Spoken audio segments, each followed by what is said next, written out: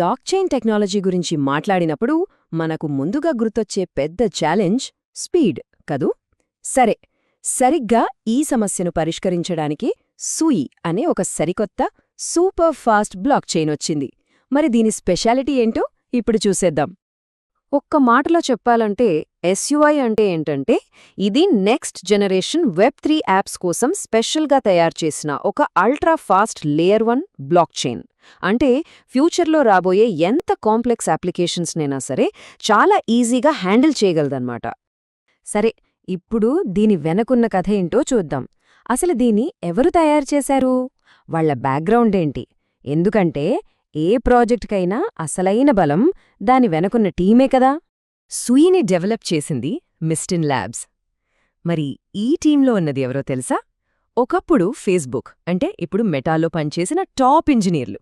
అంతేకాదు, వీళ్లందరూ ఫేస్బుక్ ప్రతిష్టాత్మకంగా మొదలుపెట్టిన డైమ్ బ్లాక్ చైన్ ప్రాజెక్ట్లో పనిచేసిన ఎక్స్పర్ట్స్. సో సూయికి ఇంత స్ట్రాంగ్ టెక్నికల్ ఫౌండేషన్ ఉండటానికి కారణం ఇదే. ఓకే, అంతా బానే ఉంది. కానీ అసలు ఎస్యుఐ లాంటి కొత్త బ్లాక్ చైన్ అవసరమేమొచ్చింది? ఆల్రెడీ మార్కెట్లో చాలా బ్లాక్ చైన్లున్నాయి కదా, మరి ఇదే ప్రాబ్లంని సాల్వ్ చేయడానికొచ్చింది. Let's find out.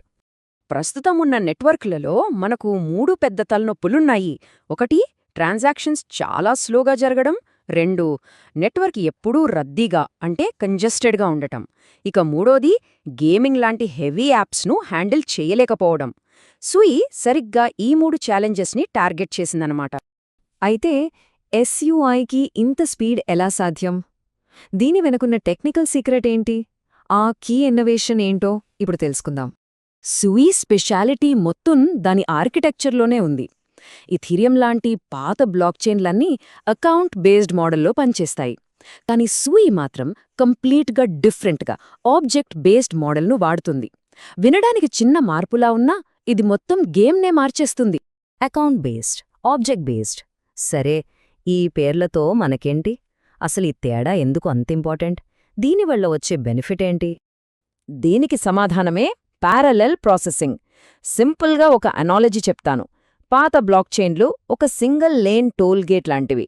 అన్ని కార్లు ఒకదాని వెనక ఒకటి క్యూలో నెమ్మదిగా వెళ్లాల్సిందే. కానీ సూయి యొక్క ఆబ్జెక్ట్ బేస్డ్ మోడల్ అదొక మల్టీలేన్ సూపర్ హైవే లాంటిది.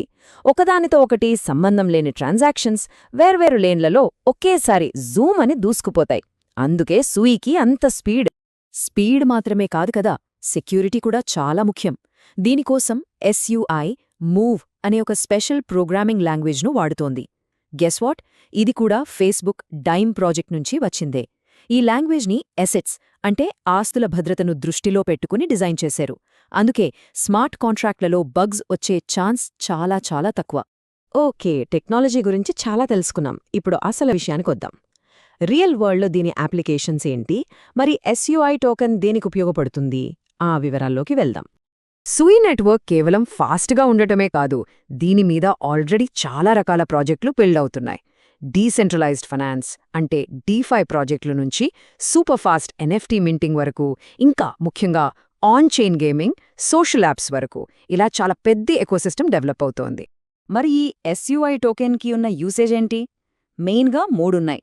ఒకటి, నెట్వర్క్లో చేసే ట్రాన్సాక్షన్స్కి గ్యాస్ ఫీజులు కట్టడానికి. 2, స్టేకింగ్ అంటే ప్రూఫ్ ఆఫ్ స్టేక్ ద్వారా నెట్వర్క్ని సెక్యూర్ చేయడానికి. ఇక మూడోది, గవర్నెన్స్ అంటే ఈ ప్రోటోకాల్ ఫ్యూచర్కి సంబంధించిన ఇంపార్టెంట్ డిసిజన్స్లో ఓటు వేయడానికి ఈ టోకెన్ కావాలి. సరే, ఏ ప్రాజెక్ట్కైనా ప్లస్లుతో పాటు మైనస్లు కూడా ఉంటాయి కదా. సో ఎస్యుఐ ఎదుర్కొంటున్న రిస్క్స్ ఏంటి? దీనికి ఉన్న కాంపిటీటర్స్ ఎవరు? ఇప్పుడు బ్యాలెన్స్డ్గా ఈ విషయాలు కూడా చూద్దాం. కొన్ని ఛాలెంజెస్ అయితే ఖచ్చితంగా ఉన్నాయి. మొదటిది, ఎస్యుఐ ఎకోసిస్టమ్ ఇంకా చాలా కొత్తది, ఇప్పుడిప్పుడే డెవలప్ అవుతోంది. రెండోది, మార్కెట్లో సొలానా, యాప్టోస్ లాంటి గట్టి పోటీదారులున్నారు. అంతేకాదు, ఫ్యూచర్లో జరగబోయే టోకెన్ అన్లాక్స్ అంటే కొత్త టోకెన్లు సర్క్యులేషన్లోకి రావడం ప్రైస్ మీద ప్రెషర్ క్రియేట్ చేయొచ్చు. దీని మేజర్ కాంపిటీటర్ అయిన సొలానాతో పోల్చి చూస్తే తేడాలు చాలా క్లియర్గా కనిపిస్తాయి.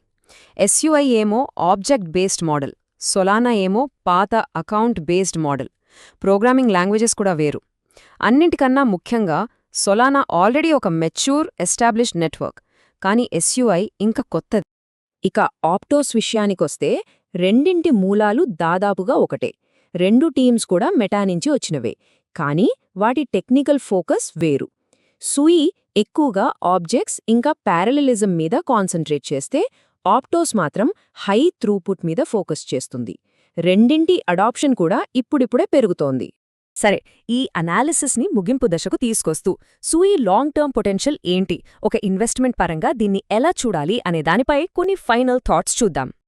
ఈ కోట్ ఎస్యుఐని ఒక ఇన్వెస్ట్మెంట్గా ఎలా చూడాలనేది పర్ఫెక్ట్గా చెప్తుంది.